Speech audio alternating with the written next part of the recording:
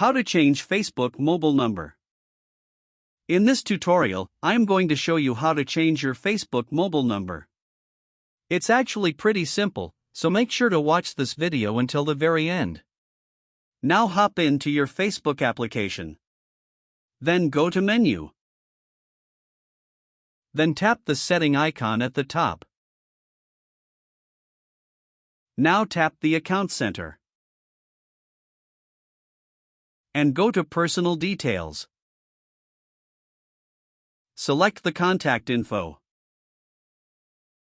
To change your mobile number here, the first thing you need to do is to add that new mobile number that you want, and the second thing is to remove or delete the previous mobile number.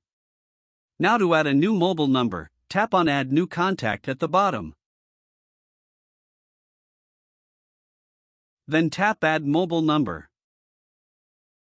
Then type here the mobile number that you want to add.